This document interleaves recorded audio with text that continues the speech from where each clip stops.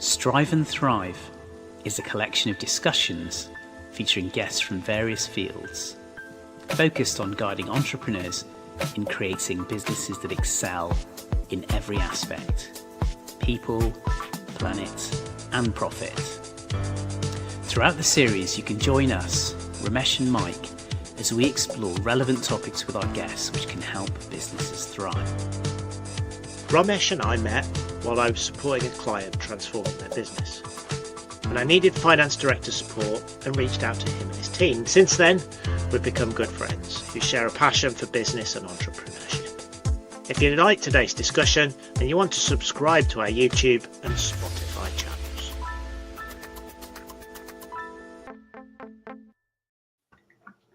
Hi everyone, and welcome to our latest episode with Chris Maslin of GoEO. We're going to talk today, love the show hands, Chris, brilliant. We're going to talk today about employee ownership trusts as an option for business exit. I've known Chris for a while. We were part of the same network group and we've built a friendship over the years. Chris has set up and sold his own accounting practice and has now founded another business, GoEO, which is focused on EOTs, or employee ownership trusts. I found Chris a great person to turn to for advice, and his clear, transparent, and ethical approach is reflected in the success he's driving at GoEO. So Chris, welcome to Strive and Thrive. Hi, thanks for having me. Yeah, pleasure. Can you tell us a little bit about yourself and your journey to date? Yeah, sure. So just expand a little bit on what you touched on there. I was always into maths and physics. Those were my two strong subjects at school. I wasn't practical enough to go down the sort of engineering route, so I went down the economicsy route. Trained as an accountant in my very early 20s. I was always a bit of an awkward person, that employee always asking why and getting frustrated when I was told, because that's how we do it, that we've always done it that way. So basically, as soon as I could, I set up my own practice. Didn't necessarily have any amazing ideas, just didn't take orders very well and quite wanted to be in control of my own destiny.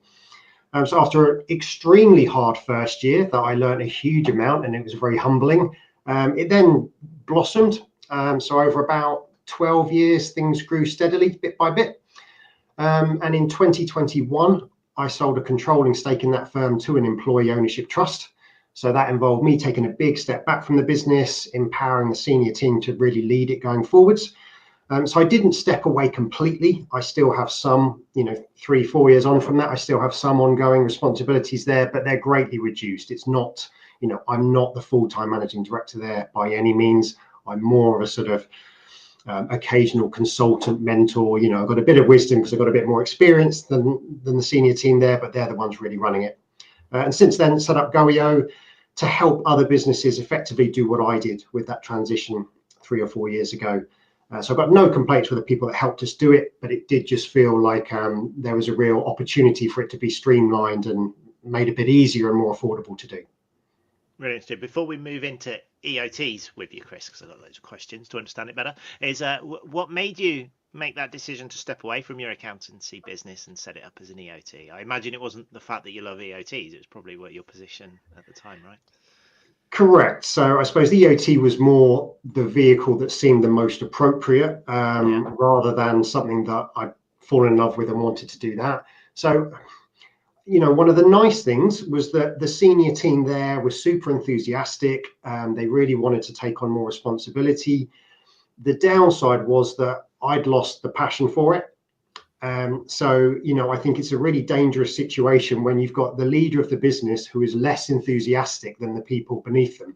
You want the person in charge to be really inspirational and to have great vision and want to push things forward, and you really want to follow them. And I felt like as time goes on, I wasn't that anymore, which was for a bunch of reasons. I think that, the business had done modestly well. So continued growth, yes, that maybe meant more money for me, more profit, but it also meant more stress. And I very much got to the point where I'm like, you know what, I'd accept a reduction in income for me if it came with a reduction in stress. So that's when I felt like, stepping back a bit seemed the right thing to do. I never really considered a trade sale or private equity or those kind of options. We probably would have been too small and uninteresting for private equity anyway. In terms of a trade sale, I'm sure there would have been bigger competitors who would have happily lapped us up. But I think I would have known that doing that, whilst I might have got a decent amount of cash, I think that half the staff would probably lose their job because of synergies. Clients would find the prices doubled because the buyer wanted to get their money back. So it would have felt a very awkward. I think it would have been a bit unpalatable for me. So management buyout wasn't really an option because the staff there, even the senior staff, are quite young. I didn't want to give it away. And I don't think they'd have been able to afford what I would have considered a half decent sum. So the EOT seemed the best of all those worlds. It enabled the staff to take control of the business. They don't put their hands in their pockets, so they're not actually paying anything to me for the business. But I still get paid a fairly decent payout for it. Can you explain? You've gone nicely into where EOTs are. Can you explain sort of the background of EOTs, where it's come from, what the idea of it is? So it's really good that you've applied it to your own business, right? But more the theory bit behind. So in terms of the background, I mean, everyone's heard of John Lewis, right? They've been owned this way for about a century. But when they set it up, it was very much bespoke. No one else had done it before. So it was give or take 10, 11 years ago. Bless Nick Clegg, the guy who gets remembered as the one who promised he would not increase tuition fees and then did. That sadly seems to be his legacy. But I gather he was also integral in putting in place a more sort of standardized EOT model. So, if you do these things and you meet these criteria, you get these perks. So it's about 10, 11 years ago that it became a viable option that organizations started to look at. But I think it's fair to say there was not huge immediate uptake by any means. So it was kind of very much a fringe niche thing that a few people did. But over the last decade, it's become a lot more common.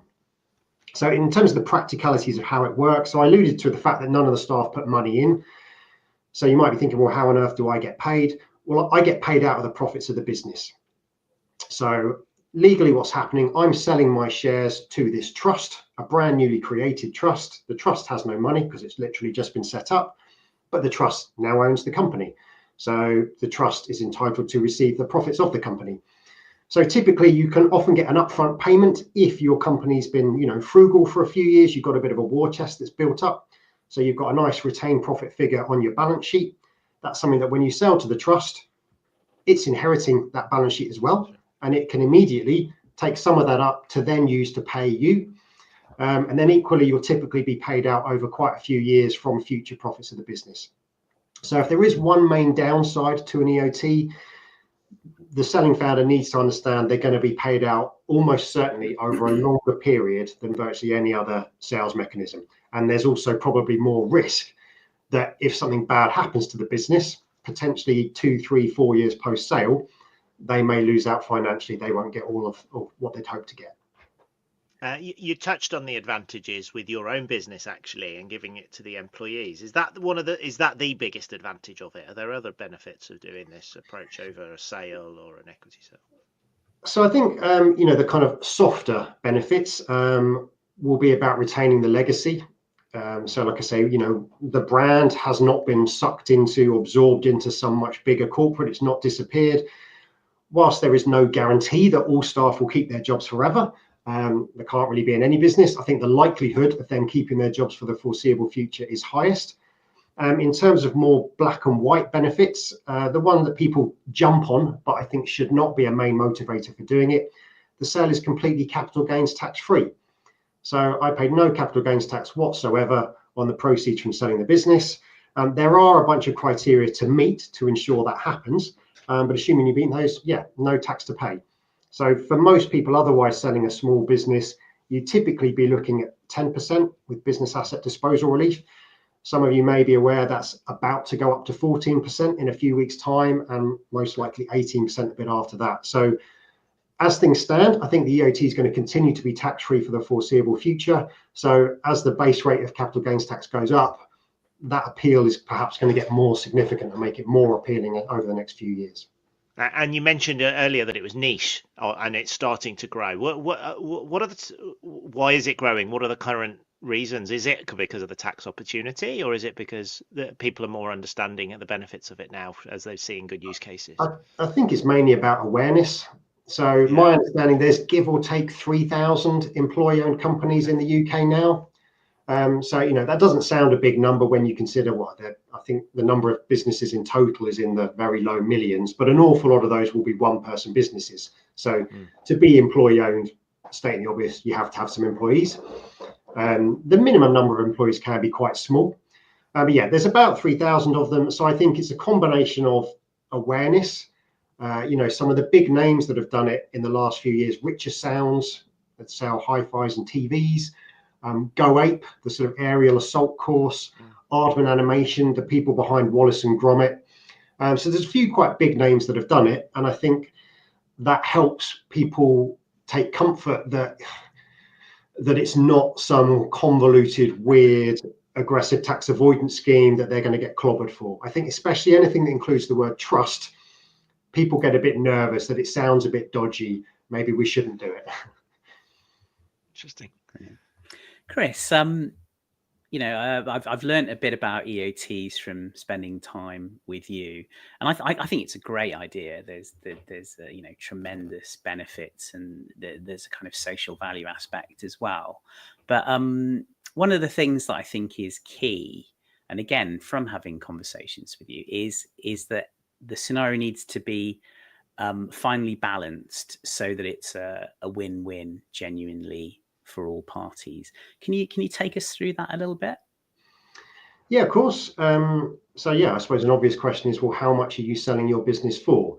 Normally, you have some third-party buyer that obviously must think that your business is worth something to them, otherwise they wouldn't be trying to buy it, but they're going to want to buy it for as low a price as possible. You're going to want to sell it for as high a price as possible. So you then got that negotiation and, a bit of haggling.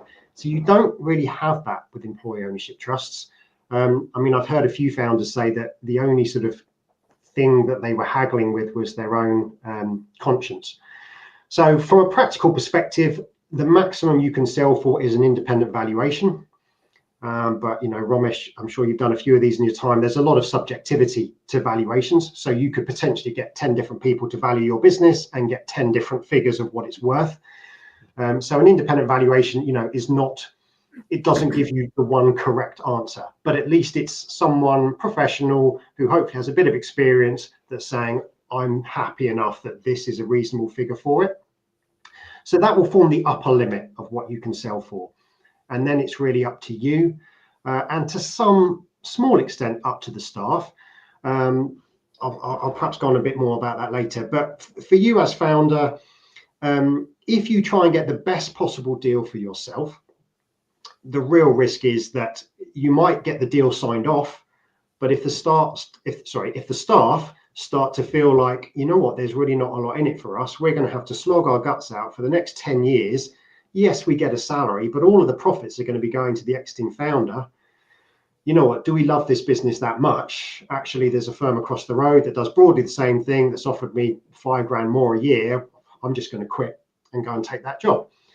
And if you find a few of the senior team do that, you can quickly find that your business starts to struggle and maybe even falls apart. So in short, there is a real risk that if the founder tries to get a bit too greedy, tries to skew the deal too much in their favor, they might get it signed off because they're unlikely to have that aggressive negotiation prior to the sale, but it can still fall apart afterwards. So I think founders need to be aware of that, and they need to be thinking that there is a direct correlation that the better the deal is for them financially, the worse it is for the staff. And if it's not good enough for the staff, you need those staff to make it work for you to get paid. So you run a very real risk that it doesn't work for anyone, and then you don't get paid. Interesting. How do you manage that? Sorry, go on.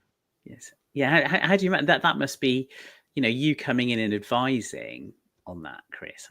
How do you manage that? Because I'm sure there's lots of scenarios that you're dealing with where the business owner, the seller, does want, obviously a decent return, and they're kind of almost negotiating against themselves, right? What are the challenges you find there? Sorry to cut across you there, Mike. I think if the founder's primary goal is getting as much as possible for their business, then I don't think they should consider employee ownership. because I think the only way they can get the best possible deal by that route is by making the staff pay more for the business than anybody else would. And that's not in the spirit of EO. I think you run a risk that it's going to fall apart. So I do, you don't have to be altruistic. You certainly don't have to gift your business, but I think you do need to accept that, the capital gains tax will maybe enable you to accept a slightly lower gross sale price because you've got that tax break, rather than trying to win across the board and think, well, I'll get the maximum possible sale price and it will be tax free. So this is just, everything's going perfectly for me as the exiting founder. But I do have quite a few awkward conversations, most commonly over valuation, because someone will have spoken to either their mate Dave down the pub, we all know Dave down the pub, or a business broker who wanted their business and said, oh yeah, we can get 10 times profit for your business. Obviously, it's one thing someone telling you your business is worth that. It's quite another thing finding a buyer that's actually prepared to, transfer that much money to you for it. But a bit cynically, sometimes a business broker won't care. They just want to get you on their books. They get some money for that. If they don't sell your business, or they sell it but for way less than they suggested you might get, that's kind of your problem. But the downside of that for me is a lot of founders have in their head that their business is worth up here. And I'm telling them, with an EOT, I think you could get a value down here. And sometimes they're a bit offended or upset, or just, their plans for retirement take a hit. And a lot of the times they do just say, well, okay, thanks, but that doesn't work for me. I'm going to go elsewhere, which is fine. Interesting. Is there a typical type of business that it suits better? Your examples are great, sort of with Richer Sounds, Go Ape, really kind of quite brand orientated, but unique businesses. Are there ones that it suits better than others? I mean, so those three that I've mentioned are big ones that, just for the avoidance of doubt, GoEO had no involvement in those whatsoever. The most common ones we see, I would tend to say, would be some kind of professional services firm. So an agency of some sort. You do see a lot of accountants do this, lawyers, architects, marketing agencies, consultancies, increasingly like building companies. So I think there's by no means it has to be those kind of businesses, but I think a reason why it appeals to those businesses, the staff are quite critical. You often don't have that much in terms of real assets of value. There's not huge amounts of machinery or equipment. You probably don't have amazing intellectual property. And the reason why those things are important is that, if I think about your stereotypical Silicon Valley startup, right? So you've got some amazing idea, you've got a load of growth, you've got a lot of people who love it. Typically, those businesses are burning through cash. They are losing money at a rapid rate, but they've got external investors happy to throw money at it because they're growing at, 200+% year on year. So there's that belief that even though in the short term, we know they're going to lose money, that's, they're planning to lose money, but it's because they're growing at a crazy rate. And the dream is that 5 years down the line, they'll be able to suddenly become hugely profitable. That's not going to work with an EOT at all, because you're only going to get paid out of profits of the business. So if you say, well, my business is worth loads of money because this amazing intellectual property, okay, great. But if it's losing money, how are you going to get paid that? So those kinds of companies, it realistically doesn't work. What it does work very well for is the nice, what I'd call steady Eddie businesses. Sorry if that's a little bit insulting to anyone who I'm about to describe, but their businesses may well be growing, but maybe 10 to 20% year on year. They've got good, reliable profits. Okay, sometimes they have a good year, sometimes a bad year, but it's quite stable. And that can kind of give you comfort that as a founder, as long as they don't do anything crazy soon after sale, you can reasonably expect those profits to continue, and that's what you're going to get paid from. And I guess the risk within that, I suppose, is the founder's role within it. Because if it's a founder really driven business, then that is a risk, is it? Or is it that the founder can stick around under an EOT and support the business? So the founder can certainly stick around.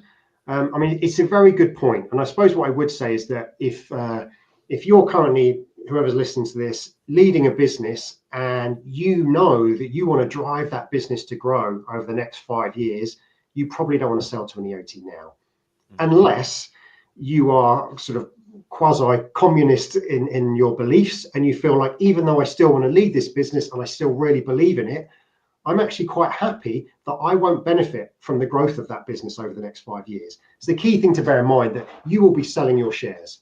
So you're kind of cashing in your chips today based on today's value. And if the business rockets to success going forwards, you're not going to benefit very much from that.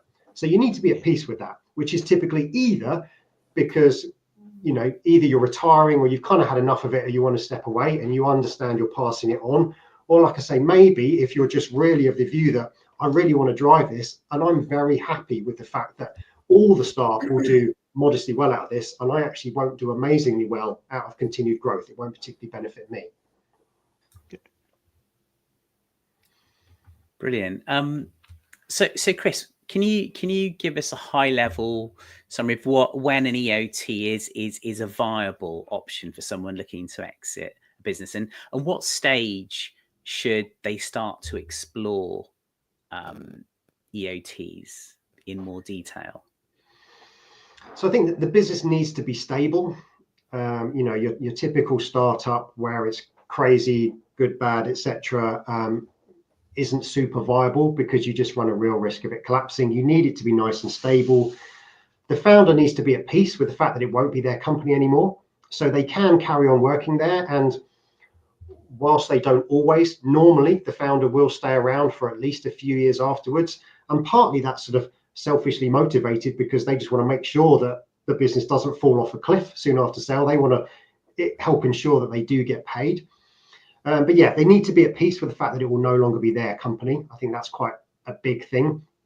You can still have some significant power, but you cannot control the company after the EOT sale. So there will be situations where you think the right path for the business to go down is X, but you get outvoted and there's nothing you can do about that. So you need to accept that.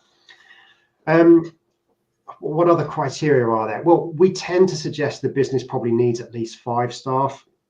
And 5's really a minimum level. So at that level, the founder most likely is very heavily involved on a day-to-day basis. So probably will need to stay very hands-on for a while.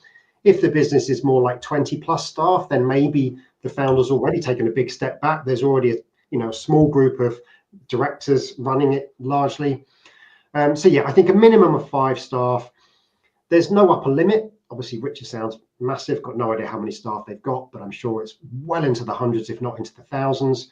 For GoEO ourselves, we're sort of focusing on that smaller end, trying to make it easier and more affordable for smaller businesses. So we probably have an upper limit of about 50 staff, just from the point of view of above that. Look, realistically, you want to probably go and find more expensive, but more bespoke advisors who can really give your slightly bigger business, the care that it deserves. Thanks, Chris. So, having spoken to you about EOTs or learning about them in more detail with you in our network group, I then spoke to someone, socially, a friend of mine who's an audit partner, actually, of a fairly large firm. And just in conversation out of the blue, he kind of said, "Oh, you know what, Ramesh? I was speaking to one of our clients who's recently sold his business via an EOT, and he's hating it." At which point I was like, "Oh wow, I'd only heard good things." You've kind of alluded to some of the challenges when things don't quite get set up properly and the balance isn't there.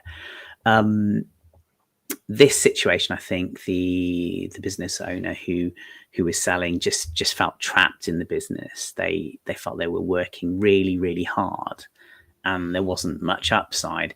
Now, I think you've kind of probably alluded to some of the scenarios which might have contributed to that. But yeah, can you give us more thoughts on the risks of an EOT and what can go wrong? Yeah, I mean, there's lots of things that can go wrong. Some of them sort of catastrophically wrong. Some of them just, this isn't quite as good as the picture we were painted beforehand. I mean, with that one you mentioned, it maybe sounds a bit more like it's a sort of management or leadership side of things that the senior team, for whatever reason, were not doing a good enough job of leading that business. So the exiting founder still felt like they had no choice but to carry on leading it potentially with at least as much, if not more, stress as they had before. So, yeah, I mean, I guess what can go wrong? I think sometimes founders will be underwhelmed at the sort of entrepreneurship of their senior team. And I would debate who's at fault there. I think often when you're leading a business, you want to recruit someone that does as you say and does it really well, a really good right-hand man or woman. And that can be great. But then you've got someone who's perhaps quite obedient, good at following orders. And then suddenly you're saying to them, right, you're the boss now. You've got to suddenly have vision. You've got to make your own decisions. To someone who's never done that, you've always done that and just, told them what to do. So I think sometimes founders can be their own worst enemy there, in that you recruit people who are not suitable to lead, but they're really suitable to be a great, second in command. And then you tell them they have to lead, and then they underwhelm you because they've not quite got the mentality for that. So there can be an element of that. I think you do need to understand that just because you tell someone they're now a co-owner in the business, so they should act more entrepreneurially, won't mean they will overnight. I think that the valuation is a key one to my mind, because I think I do think there are a lot of founders that, for whatever reason, sell for too high a sale price, and then it ends up being a bit of a noose around the business's neck, especially if they're then also like adding interest onto it. So, I'm sure we all know people with student loans where every month they make a payment of 50 quid and then the interest adds 100 quid to the debt. It can feel like that with with EOT deferred considerations. And that all comes down to that initial setup of the deal. How friendly was it to the founder versus to the staff? Other things that can go wrong. I mean, I think there is a risk that if you go 100% EOT, no one's got a lot to lose if things go wrong. So there's a bit of debate in the employee-owned world, and there's arguments either side as to whether 100% employee ownership trust is the best method. It's the simplest. It's perhaps the most fair. You don't have to worry about different staff having different motivations. All the staff should be pulling together. They've all got the same goals. But a downside of that is, you might have sort of heard the phrase skin in the game. Typically what we mean by that is that someone's got a lot to lose if things go wrong. So when things start to go a bit wrong, you do whatever it takes. You potentially have sleepless nights, work weekends. You do not quit. You do whatever it takes to turn that business around. And if you're 100% EOT owned, no one's really got that. The most they've got to lose if it goes horribly wrong is their job. So again, if you're having a rubbish week, clients are being grumpy, staff are moaning, systems are breaking, there's not much financially to tie you to think, you know what, I'm going to stick around and make this work.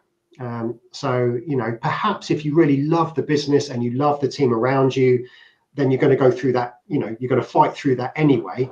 But I think that can be a risk with the 100% EOT model. Can I ask a question linked to, you've touched on an interesting point. We've talked a lot about the commercial structure of an EOT, which is, I know, where you focus. But do you have to help on the governance side and the organizational decision-making side within this? Because if you're taking a small business of 20 people with a strong founder, like you said, there's a team that are used to that kind of structure, to suddenly have to flip into an upside-down model almost. Do you find you need to support the governance model? And is that a challenge for businesses as they move into EOT? I think it can take a bit of getting used to. I suppose one thing I would stress is that just because a company becomes employee owned doesn't suddenly mean it's a communist thing where everyone is equal. So the business will still have directors who can potentially fire the staff who are underperforming, will still lead the business, still make the decisions. It doesn't suddenly become, you need a referendum on every decision and all staff get to have their say. So the directors will still control the business, not really any different to a privately owned company. The key thing that will have changed is effectively the shareholders of the business, which previously was the founder, and more often than not, the founder will have been the main director leading the business. So in that situation, pre-EOT sale, that founder is invincible because the shareholders can potentially kick out the directors, but you're not going to kick yourself out. So using the founder as an example, if they sell to an EOT, they can still be a director, they can still be the full-time managing director calling all the shots, but they need to accept the fact that sitting above them will be a board of trustees who potentially, this is very much a nuclear big red button last resort thing, but potentially those trustees can say to that founder, we think you're doing a rubbish job, we're kicking you out. So, that won't have been something that the founder will have had before. So they need to be at peace with that they can be kicked out of what they probably consider their company, because they're just going to become an employee, albeit one who's owed a bit of money from it. Interesting. So in effect, keeps the existing governance model, and the existing structure is still fine. It's just the fact that you've got a different orientation around the ownership of the company. Yeah, so you've got this extra concept of trustees who effectively replace the shareholders. And again, I think in most small businesses, Romesh with an accounting background will be extremely aware of the difference between shareholders and directors, but your average small business owner doesn't really understand the difference because they're both. So it doesn't matter if they're making a decision, am I making this as a shareholder or as a director?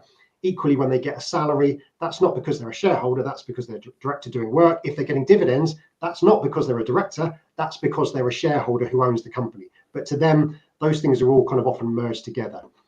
So the trustees will be a new role that effectively replaces the shareholders. And the other thing that's perhaps key is that it will be the employees who can exert pressure and potentially choose some of those trustees. So you've gone from this linear power structure, shareholder at the top, then directors, then staff, to a circular one, where you've still got directors in control of the staff, but then the staff can effectively have some power over the trustees, and the trustees have power over the directors. So no one's invincible. You've got this sort of circular system going.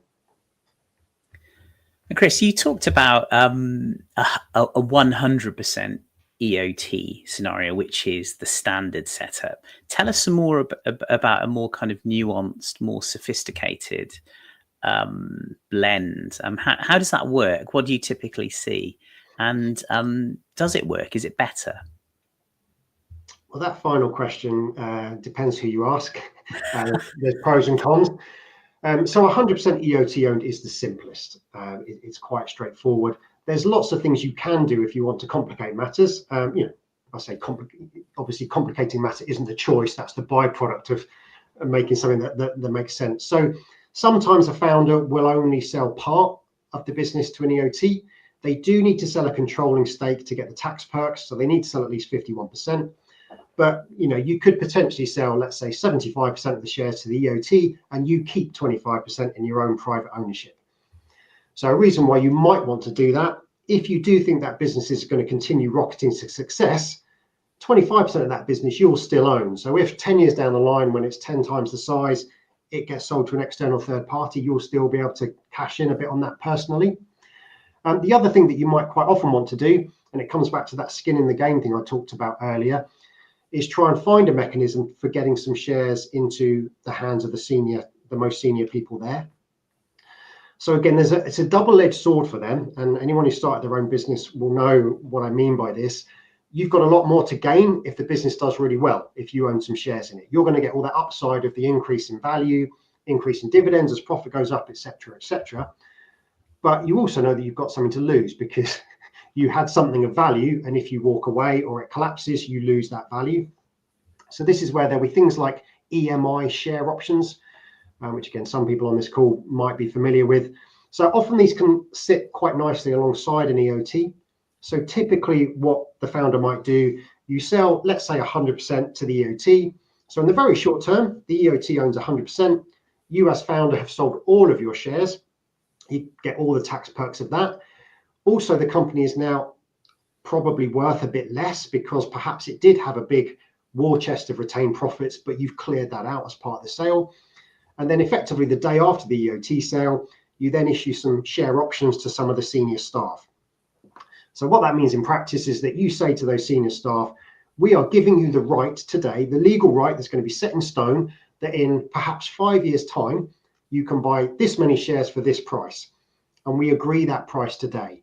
So what you're then hoping is that over the next 5 years, those senior team think, right, I've locked in that ability to buy at this price. So if I really build the business from here so that in 5 years' time, it's worth twice as much, 10 times as much, that's going to be really worth something because then I can still buy at that low price committed to today. So again, it's just giving them that extra incentive to want to push the business. And also, if you set it up in a way that they know that that's got real value to them and they don't want to lose that, It's another thing, sort of not preventing, but discouraging them from leaving and going elsewhere, because they know if they leave, they're going to lose the right to that share option. Okay, that's really interesting, and that's a nice kind of solver for certain scenarios, I think. So at Strive and Thrive, one of the things we're quite animated about, Mike and I, is the triple bottom line. People, planet, profit. And I think for me, that's really what appeals with the concept of an EOT. It resonates very much with current thinking on equitable outcomes. So I think it's very much part of the Zeitgeist at the moment. And Mike, what are your thoughts? So yeah, after we met first time, Chris, and I've been doing my little bit of research, and I think what I find really interesting in this space at the moment is how some of these different governance commercial models, let's call it a commercial model or structural model for a business, is actually more empowering. And the nature of businesses nowadays is moving towards distributing the wealth from the richer to the poorer, letting the numbers of lifestyle businesses that people are running, micro businesses, is really interesting. And I think actually the nature of the internet and smaller businesses, more dynamic businesses that actually, as you say, are people orientated as well, not just IP and product related. Do you see a kind of overall shift as you play in this marketplace around ownership models and the need to think about things in a different way? And is there more of an appetite to think about different types of ownership models? In short, I'd say yes. I think where Romesh, you mentioned the people, planet, profit. So people, yes. Employee ownership trust, that's at the heart of it, that it's all about giving everybody that little bit more. The downside of that is ignoring the founder. No individual employee is going to get hugely rich off an EOT, because it's all about us all being in this together. We're going to share all the tough times and we'll share the good times. So because they're spread very widely, none of those employees is going to get £1 million in profit share. It's just not going to happen. But, in terms of income inequality, wealth inequality, I'm not saying EOTs will magically solve that problem, but I think it will help. Perhaps over the last 20 plus years, the world has become a bit more capitalist. The wealth divide, you've got your Jeff Bezoses and your Elon Musks of this world becoming extremely wealthy whilst paying some of their staff pretty much minimum wage. So it helps with that. Planet-wise, I believe there is some correlation, but perhaps more indirect rather than direct. So, the kind of businesses that become employee-owned tend to care a bit more about their local community, tend to care a little bit more about the environment. Again, there's not a direct correlation there, but I think it's just, you wouldn't be considering employee ownership if you were purely focused on what will make the most money for me.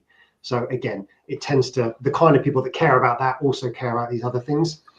But I think it's important to note that the profit motivation should very much still be there.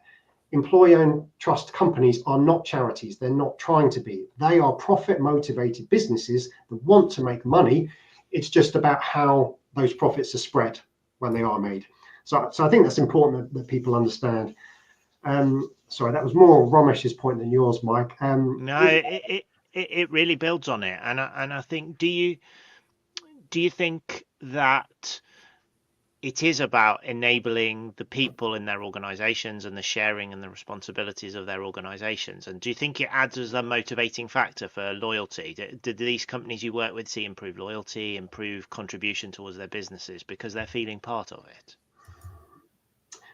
I believe there is some evidence, yes, but I think it's the kind of thing that, again, I touched on this earlier. Sometimes founders will think, right, I'm selling to an EOT today. That means within the next week, the staff will have come up with amazing ideas and they'll be working twice as many hours because now they're super driven to push the business forward. That doesn't happen.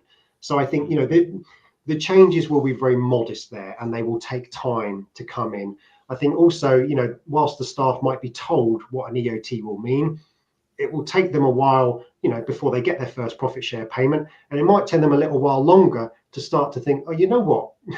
If we cut back on this cost or we manage to make a bit more money, then that'll actually benefit us because we'll get the profits.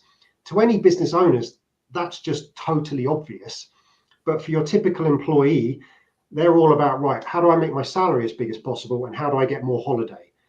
And I think it can be one of the biggest frustrations, again, of a founder that, you say to the staff, right, what do you think would be the best idea to really push this business forward? And the staff will have a lot to think about it. And then they'll say, we should all get a pay rise and have an extra week's holiday. And you're just like, that won't help the business at all.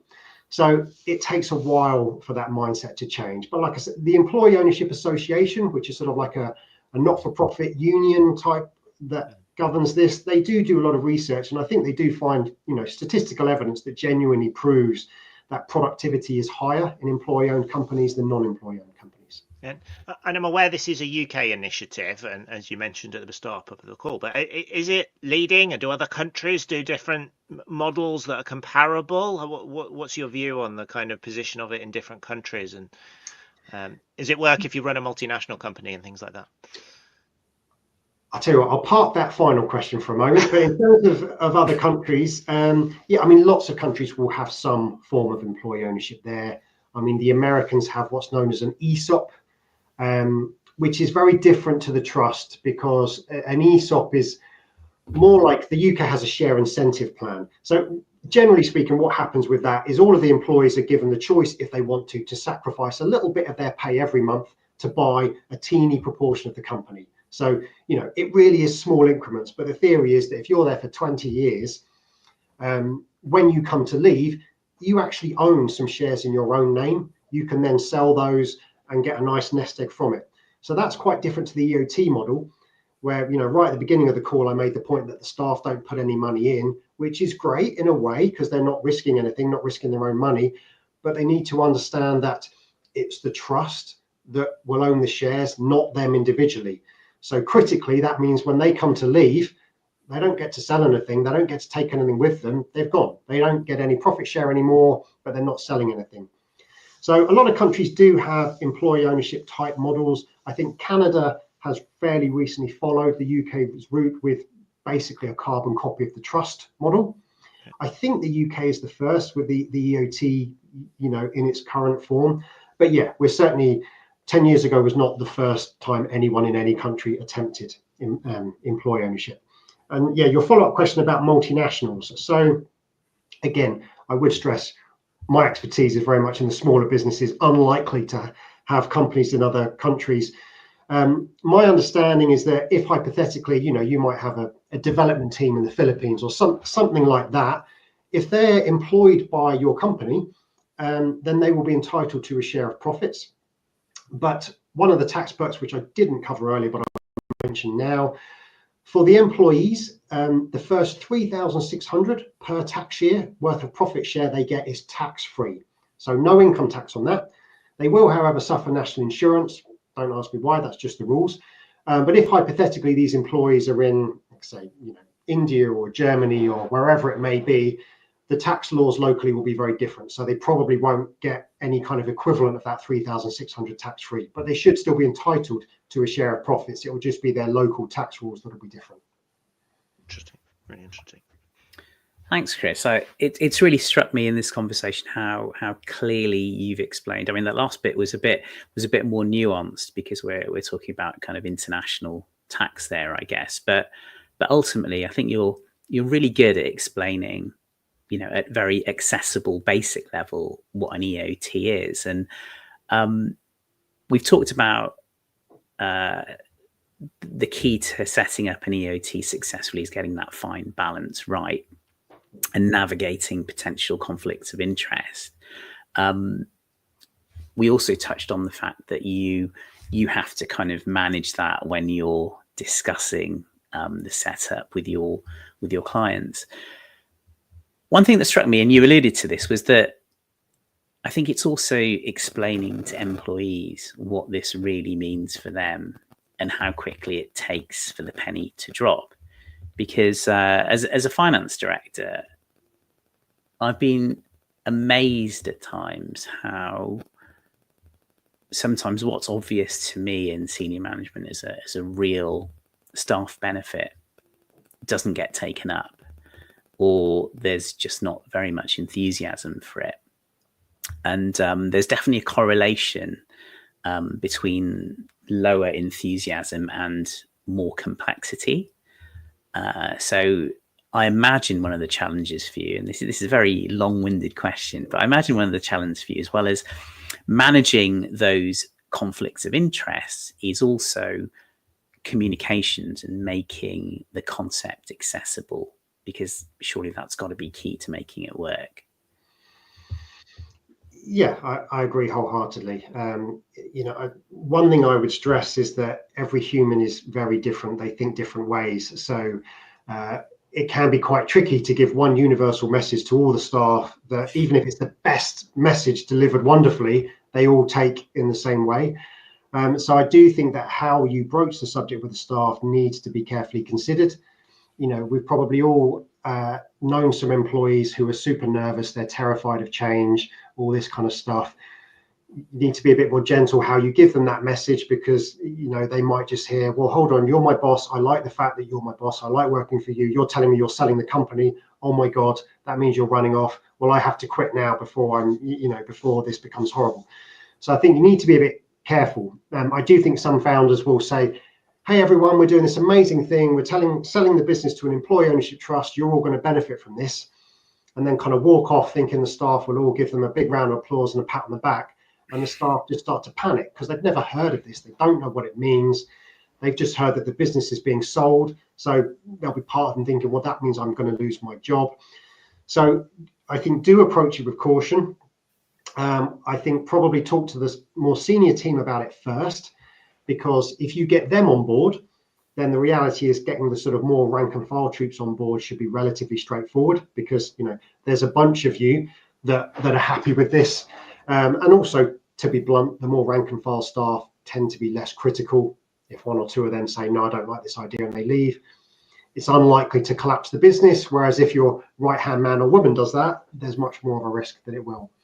But yeah, I think getting staff to buy into it is a tricky one, because it does need that group effort. So, hypothetically, if you've got 20 employees, you sell to an EOT, and one of those employees thinks, wow, this is amazing, we're going to benefit for the profits, I'm going to work twice as hard. Well, they're going to be sharing the benefits of that with the other 19 that might be doing no extra. And that might quite quickly be a bit disheartening for them. So, what you're really hoping is that, maybe everyone gives 5% more, and then they all benefit from that, the combined synergies of that. But as I say, we're all different. I think the Employee Ownership Association have alluded to this. I've heard them talk about the 30-30-40 rule, in that when you mention employee ownership, when you go that way, 30% of the staff will love it. They'll really buy into it. They'll be really enthusiastic. There's another 30% that are the important ones, because they won't naturally buy into it. They'll need a bit of persuading, but with the right message, they can do so. And then there'll be 40% that will always just see it as just a job. And EOT won't change that. They'll see it as, I get my salary. You know what? Now I might get a little bonus sometimes, but I just don't care. I want to come in at 9. I'll do a decent job. I'll go home at 5.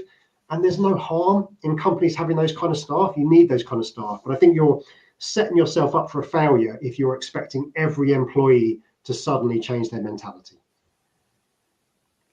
I totally recognise that 30-30-40 split. Mike, I'm sure you've seen that in your businesses too. Yeah, it's a common thing. It's the same in innovation, right? Early adopters versus those individuals who are fast followers. And if you can get them on board to support an initiative like this, that'll be the energy behind it in the company.